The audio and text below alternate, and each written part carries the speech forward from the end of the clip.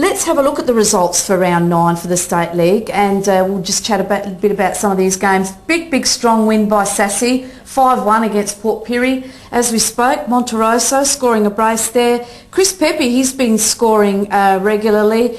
Michael Alexandria, a beautiful goal from a free kick, and he is a free kick specialist, that young man. So terrific to see him being able to score. And Joe Costa, I mean, another very talented young man, and I'd say his name would be down for the youth league there. And Caputo scoring for Port Pirie City. Salisbury 4, NAB 2.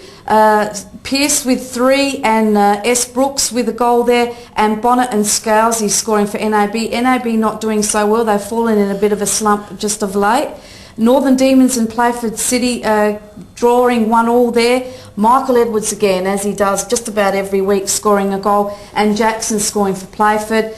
Seaford 0, West Adelaide 1. Probably very happy with that result, Seaford, to holding them to 1 goal. But have a look who scored that goal. Carl Robinson, you know, one of the veterans of the game, retires, come back, and he doesn't even miss a beat and scores a goal as well. So fantastic stuff there. And then Gawler 0, Western District Toros 1, their very first win for the season, and Zach Marcus scoring the goal. So fantastic stuff there for Toros, and we congratulate them on their win. Donald? Yeah, that was a great victory for Toros. They waited a long time for it, and I'm quite sure they deserved it. Just going up the ladder a little bit, of course, a big congratulations to Neville Flounders, who took over the coaching role at Salisbury United, and they've got 1 game to play. If they win that 1 game, they fall in only 1 point behind the West Adelaide Blues. So I'm quite sure Neville will have the boys well and truly tuned up for that. That game between Seaford and West Adelaide Blues, I believe it was a non-goal, and Carl Robinson claimed the goal. So there was a lot of drama down there last week at Seaford.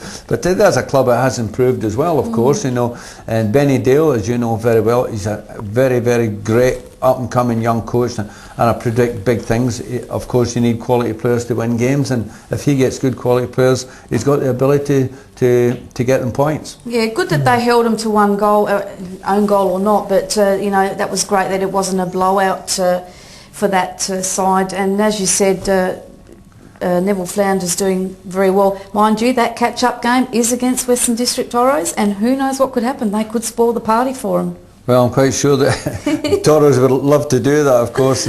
And seeing Michael Edwards, what can you say about this boy at Northern Demons? He's done it in the local competition for probably 4 or 5 years now. He's been a consistent goal scorer. He goes up to Port Pirie and he does it virtually week after week, even when he comes down to Adelaide. So I think it's going to be a great competition. I think Angie from NAB will be a bit disappointed with his team's performances this year, because he had high hopes. I'm quite sure he had high hopes of progressing to a higher league next season, but if they are going to do it, they're going to have to do it very quickly. Most definitely. Simon, if you'd like to call out the table after round 9 for the State League, let's have a look what's happened there. For sure. West Adelaide Blues are on top on 22 points, followed by the South Australian Institute of Sport on 18 points, equal with Salisbury United, 18 points. Northern Demons on 17, and NAB make up the 5 on 16 points. Playford City not too far behind on 13 points. Then we've got Gawler on 7 points, Seaford on 6 points, Port Pirie City on 4 points, and Western District Toros on 3 points after their first win.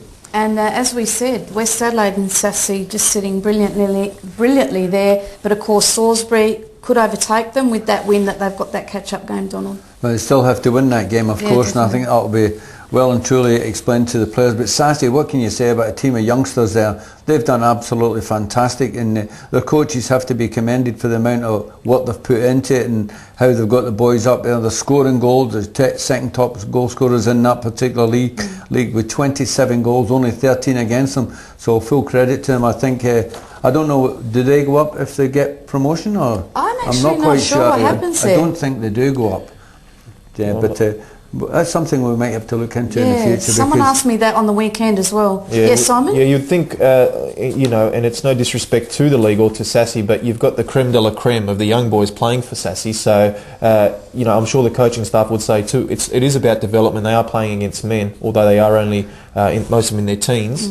So, that you know, to me it really doesn't surprise myself that they're at the top of the league. when you consider you've got the best players in the state in a certain age group. So congratulate them on where they are now, and I just hope that the team and the individuals can continue on with their careers. Yeah, they progressed brilliantly actually. Yeah, They've become absolutely. more football savvy and doing very, very well. That's Donald, what it's did you all want to about. mention something? I was just going to say one of the sleeping giants of that particular league is, of course, Playford City. Yes. They've played 9 games, but they've only lost 2, so the win-loss ratio is not too bad at all. Now, I think if they could put 2 or 3 wins under the belt, you never know, they could be challenging the top 2 or 3 sides, because I've got a lot of respect for Playford, a lot of happy memories up there. They've developed a lot of great players in that northern areas, and I think they deserve to have a team in the top league. If they did, the old days when it used to be Elizabeth City, they had good crowds there, and they were very vocal and supported the clubs. I'd love for Playford to get back up there again. Yeah, they have got a good supporter base, and we do. It's another very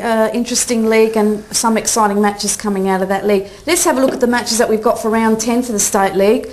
More exciting matches, none more so than the first, and this is being played on Friday night. I definitely will be at this match at Santos Stadium, 8:30, Sassy up against West Adelaide Blues. Let's have a look at what the top 2 teams can do against each other. Let's see how savvy the Sassy guys are up against West Adelaide. Then we've got Port Pirie City at home to Playford City. That's a 3:15 p.m. game on Saturday. Seaford are at home to NAB. That'd be very interesting, that game. NAB not travelling so well. Seaford been right up there, so you know, you never know what happens with that game. Gawler at home to Northern Demons, another interesting match. And Salisbury at home to Western District Toros. And then let's keep in mind that the week later they play again for the catch-up game. Yeah, it'll be an interesting one. Of course, Natalie hit the nail on the head. The very first game there is Sassy against West Adelaide Blues. Two teams at the top of the leagues at the moment, both playing good football, both scoring goals and not letting in too many goals. And Simon, as you know, as a prolific goal scorer as you are, it's very difficult to score goals, but these 2 teams are doing it at random. Yeah, absolutely. I think if some of the Sassy boys want to step up and make the next level, these are the games you want to play in. Right. West Adelaide Blues are full of seasoned campaigners, so it's going to be a very tough game Friday night for both teams. Well, hopefully I'll be able to take my camera down there and get a bit of footage so we can see what happens next week. Now we're going to go for a short break. When we come back, we're going to talk our Spotlight segment. We're going to look at the achievement that Adelaide United has done qualifying for the quarterfinals of the Asian Champions League. So stick with us because you're watching Full On Football. Here we go.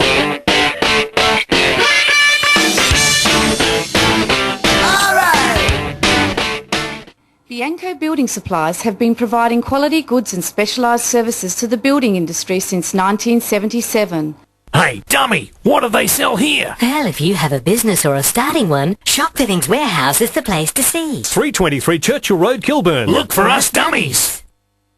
You want it, you pull it. You name it. With over 3,000 cars, you'll find it, you pull it, and you pay less at Lonsdale and Elizabeth.